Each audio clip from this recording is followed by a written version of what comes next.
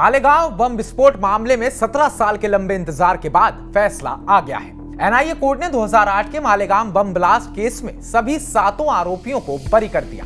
Pragya Singh Thakur, lieutenant colonel पुरोहित, retired major Ramesh Upadhyay, Sudhakar Chaturvedi, Ajay Rahirkar, Sudhakar धर द्विवेदी और समीर कुलकर्णी बरी कर दिए गए हैं। फैसले को लेकर कई लोग जानना चाहते हैं कि आखिर कैसे सभी आरोपियों को 17 साल बाद राहत मिली है।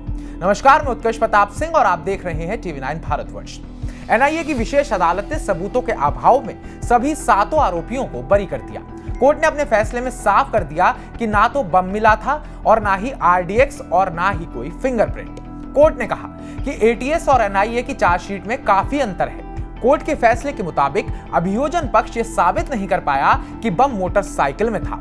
कर्नल पुरोहित के खिलाफ कोई सबूत नहीं मिला कि उन्होंने बम बनाया या उसे सप्लाई किया। यह भी साबित नहीं हुआ कि बम लगाया किसने।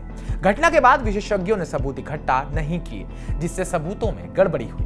कोर्ट ने यह भी कहा कि धमाके के बाद पंचनामा ठीक से नहीं किया गया, घटना स्थल से फिंगरप्रिंट नहीं लिए गए और बाइक का चेसिस नंबर कभी रिकवर नहीं हुआ। साथ ही वो बाइक साध्वी प्रज्ञा के नाम से थी, यह भी सिद्ध नहीं हो पाया। अदालत ने साफ कर दिया कि 7 आरोपी निर्दोष हैं। केवल संदेह के आधार पर किसी को सजा नहीं दी जा सकती। कोर्ट के फैसले के मुताबिक आरडीएक्स और बम का सबूत नहीं मिला। बाइक साध्वी प्रज्ञा की थी, यह भी साबित नहीं हुआ। ब्लास्ट से पहले बैठक हुई, यह भी साबित नहीं हो पाया। आरडीएक्स कर्नल पुरोहित लाए, यह भी साबित नहीं हुआ। बाइक पर चेसिस नंबर कभी रिकवर नहीं हुआ। इस मामले में अभियोजन और बचाव पक्ष की ओर से सुनवाई और अंतिम दलीलें पूरी करने के बाद कोर्ट ने 19 अप्रैल को अपना फैसला सुरक्षित रखा था। सभी आरोपी वर्तमान में जमानत पर रिहा है। 29 सितंबर 2008 को महाराष्ट्र के मालेगांव में रमजान के पवित्र महीने में और नवरात्रि से ठीक पहले एक विस्फोट हुआ था। इस धमाके में 6 लोगों की जान चली गई और 100 से ज्यादा लोग घायल हो गए थे। 1 दशक तक चले मुकदमे के दौरान अभियोजन पक्ष ने 323 गवाहों से पूछताछ की, जिनमें से 34 अपने बयान से पलट गए। मामले में शुरुआती जांच महाराष्ट्र एटीएस ने की थी। हालांकि 2011 में जांच एनआईए को सौंप दी गई।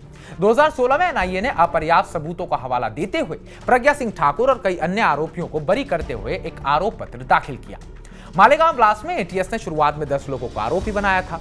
इनमें सिर्फ 7 आरोपी ही हैं जिन पर चार्जेस फ्रेम हुआ है। बाकी 3 को एनआईए ने 2017 में डिस्चार्ज कर दिया था। यह धमाका रात के समय हुआ था। 27 सितंबर 2008 को मालेगांव धमाके की जगह एक एलएमएल बाइक GJ05BR 1920 बरामद हुई, जो साध्वी प्रज्ञा की बताई गई। 60 किलो आरडीएक्स कर्नल पुरोहित के पास था जब वो नासिक देवलाली में 2006 में पोस्टेड थे। एक चश्मदीद ने बताया था एटीएस जांच में पुरोहित ने यह आरडीएक्स झेलम नदी में फेंक दिया था जब वो कश्मीर पोस्टेड थे, लेकिन इसे फेंकने के पहले इसमें से कुछ आरडीएक्स पुरोहित ने एक भगवान नाम के व्यक्ति को दिया था, जिसका इस्तेमाल समझौता ट्रेन धमाके में किया गया। कोर्ट ने फैसला देते हुए कहा कि आतंकवाद का कोई धर्म नहीं होता। आखिर में सबूतों के अभाव में सारे आरोपी बरी हो गए। तो हमारी इस पूरी रिपोर्ट को लेकर आपका क्या कहना है, आप क्या सोचते हैं और मालेगांव के सभी आरोपियों के बरी होने पर आपके क्या विचार हैं? कमेंट बॉक्स में कमेंट कर हमें जरूर बताइएगा। बाकी ताजा अपडेट्स पाने के लिए टीवी 9 भारतवर्ष को सब्सक्राइब कीजिएगा।